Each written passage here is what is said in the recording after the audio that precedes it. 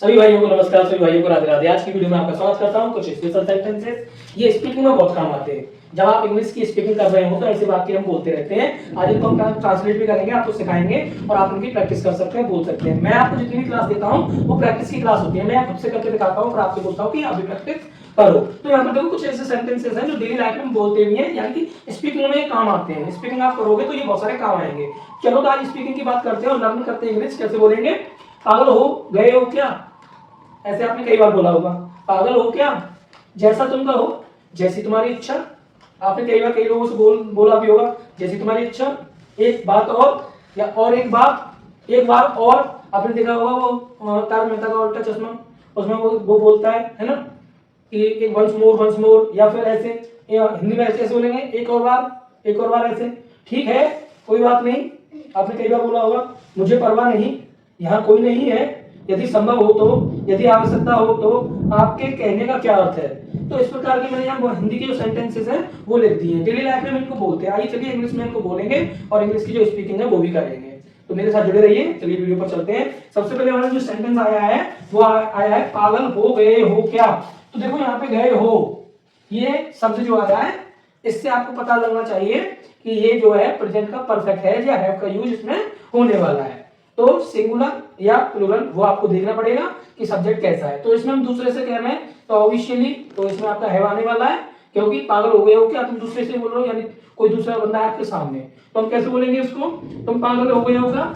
सबसे पहले लिख देंगे हैव। क्या लिख देंगे, क्योंकि क्या की मीनिंग आ गई, पहले क्या की मीनिंग हमने हैव लगाई।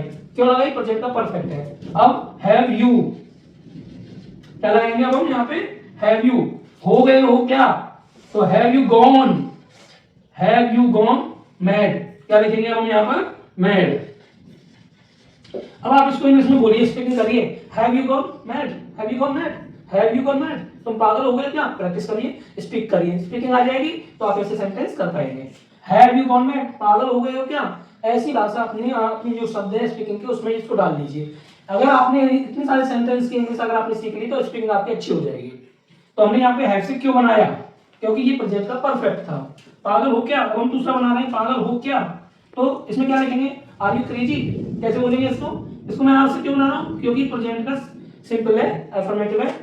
ये इंटरोगेटिव के रूप में बना रहे हैं, पागल हो क्या, are you crazy, are you crazy. और क्वेश्चन मार्क लगा देंगे। आर यू क्रेजी, क्रेजी का मतलब यहाँ पे दीवानापन या पागलपन ऐसे। यहाँ पर आर यू फूल ऐसे भी बोल सकते हो, आर यू फुलिश ऐसे भी बोल सकते हो। तो अब मैंने यहाँ पे क्रेजी शब्द लगाया है। आप प्रैक्टिस में करेंगे, स्पीकिंग करेंगे तो बोलने में ज्यादा अच्छा लगेगा, ज्यादा अच्छा लगेगा। कैसे बोलेंगे आप, आर यू क्रेजी। जब कोई जैसे कोई पागलपंती कर रहा है, अरे तुम बदतमीज होगा, बिल्कुल ही पागल हो गया, तो आप उसकी जगह पर हिंदी ना बोल के क्या बोल देंगे, आर यू क्रेजी। बस हो जाएगा, स्पीकिंग अच्छी हो जाएगी। 2-3 बार आप सामने मिरर के सामने प्रैक्टिस करेंगे या एक दूसरे के सामने बोलेंगे तो आपके मुंह से खुद से ही इंग्लिश निकलेगी। मैं आपको हिंदी और इंग्लिश दोनों सिखा देता हूं ताकि आपको ट्रांसलेट करने में परेशानी नहीं हो। हिंदी भी पता होनी चाहिए और इंग्लिश भी पता होनी चाहिए। जैसा, अब अगला सेंटेंस क्या कह रहा है, जैसा तुम कहो, जैसा तुम कहो। तो जैसा शब्द जब आ जाए तो एज यू से, तो जैसा के लिए हम लगाएंगे एज, और तुम के लिए लगाएंगे यू, और कहो के लिए लगाएंगे से। एज यू से, जैसा तुम कहो, है ना, जैसी तुम्हारी इच्छा।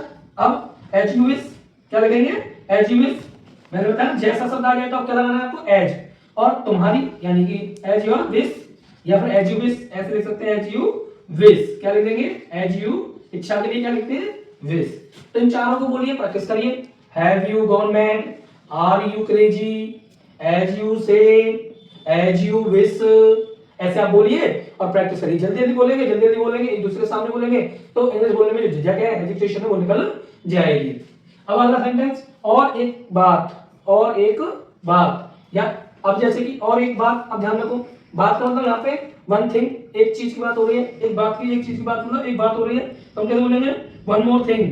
क्या बोलेंगे, वन मोर थिंग। जैसे कभी कभी आपके पापा जी आपसे बात कर रहे हैं, आप चल दिए वहां से, तो वो क्या बोलेंगे, एक बात और सुनो, है ना। तो आप क्या बोलेंगे वहां पर, उसको ट्रांसलेट करेंगे वन मोर थिंग, ऐसे बोल सकते हो। या आप उनके, आपके पास कोई बंदा खड़ा है, कोई आपका बॉस का कोई भी हो सकता है एग्जाम्पल के रूप में, तो वो ऐसे कोई आधी अधूरी बात सुन के जा रहा है, तो तुम क्या कहोगे, तुम उससे बोल सकते हो, अरे भाई सुनो एक मिनट, एक और बात है। तो इंग्लिश में कैसे बोलेंगे, one more thing, one more thing. तो अगला क्या है यहाँ पे, एक और एक बार तो बस, तो हम क्या कर देंगे वंस मोर, वंस। जब एक बार की बात आ जाए, एक बार तो हम क्या कहते हैं वंस, क्या कहते हैं वंस। और यहाँ पे एक बार, अब यहाँ पे क्या है एक बार, तो वन थिंग, वन और थिंग। और के लिए हमने मोर का यूज किया, किसका यूज किया, मोर का, ठीक है। और शब्द जब आ जाए किसी चीज के लिए तो मोर लगा सकते हैं। अगला कौन सा है, ठीक है कोई बात नहीं, ठीक है कोई बात नहीं। तो अब इसको कैसे बनाएंगे, ओके नो प्रॉब्लम, क्या लिख देंगे, ओके नो प्रॉब्लम, है ना। तो डोंट मेंशन भी कह सकते हैं, कोई बात नहीं, मेंशन इट ऐसे भी। तो हम बोलेंगे ओके नो प्रॉब्लम। जब हमें ठीक है कोई बात नहीं, अगर इसका रिप्लाई आपको करना है, इंग्लिश बोलनी है, तो आप बोल दीजिए okay no problem, okay no problem. आपने बोला होगा कई बार मुझे परवाह नहीं, वो कुछ भी करे, ऐसे बोलते हैं ना, I don't care, I don't care, मुझे परवाह नहीं। हम क्या लिखेंगे इसके लिए, आई डोंट केयर, क्या लिखेंगे, आई डोंट केयर, मुझे क्या नहीं, उसकी परवाह नहीं, वो कुछ भी करे। यहां कोई नहीं है ना, यहां कोई नहीं है, कोई नहीं, नोबडी हियर, क्या बोलेंगे हम इसको, नोबडी हियर, कोई नहीं, इंसान के लिए नोबडी, क्या लिखेंगे, नो का मतलब नहीं का मतलब, नो बडी का मतलब इंसान से, नोबडी। अब यहां नहीं है तो हियर, नोबडी हियर, बस इतना सा बोलते ही हमारी स्पीकिंग अच्छी हो जाएगी। अब इन शब्दों को बोलेंगे, प्रैक्टिस करेंगे, हो जाएगा।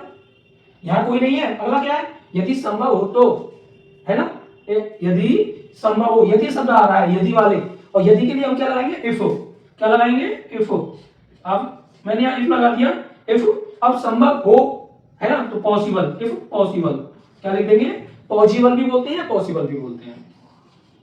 तो हमने यहां पॉसिबल लिख दिया, इफ पॉसिबल। तो हिंदी में कैसे बोलेंगे, यदि संभव हो, यदि तुम कर सकते हो तो। अगला, यदि आवश्यकता हो, क्या हो, यदि आवश्यकता हो, तो क्या लिख देंगे, यदि आया है तो इफ तो लगाना पड़ेगा, इफ।